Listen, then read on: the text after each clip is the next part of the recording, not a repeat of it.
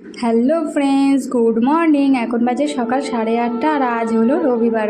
আর আমি আমার ব্লগটা এখান থেকে শুরু করছি, দেখতে থাকো। তো দেখো, প্রতিদিনকারের মতো আমি সকালবেলা স্নান করে মন্দিরের কাজ সেরে চলে এসেছি।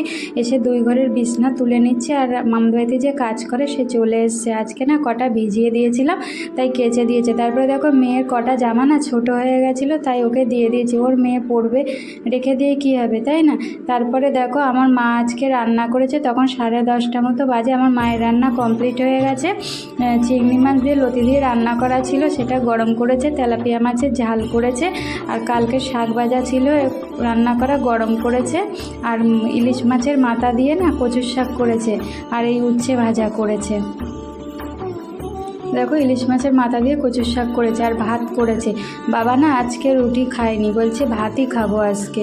তারপরে দেখো, খেয়ে দিয়ে ব্রেকফাস্ট করে বাসন মেজে চলে এসেছি আদার্স কাজ করতে। এই জায়গাটা না অনেক দিন পরিষ্কার করা হচ্ছিল না, আর প্রচুর ধুলোও পড়েছিল, তাই পরিষ্কার করে নিলাম।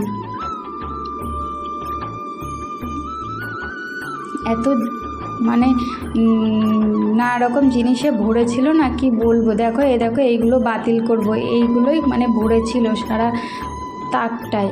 দেখো, তাকটা মনে হচ্ছে এখন একটু হালকা হয়েছে। তারপরে দেখো, আজকেও কটা জামা কাপড়, ভাদ্র মাসের রোদ তো, তাই কটা তোলা জামা কাপড় রোদ্দুরে দিয়েছিলাম। রোদে দেওয়া হয়ে গেছে, এখন ভাঁজ করে করে আবার আলনার ভিতরে রেখে দিচ্ছি।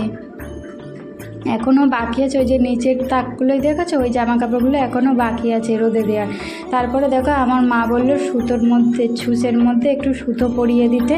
মায়ের ব্লাউজের হুকগুলো ছিঁড়ে গেছে, তাই লাগাচ্ছে। তারপরে দেখো, সোফার কভার, কুশান কভারগুলো কেচে দিয়েছিলাম, তাই সেগুলো পরিয়ে দিচ্ছি। আমার মাও হেল্প করছে আমাকে।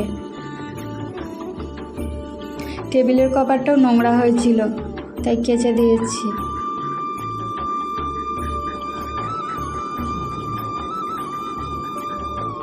এই দেখো, ফাইনালি কমপ্লিট সোফার কভার, কুশনের কভার লাগানো।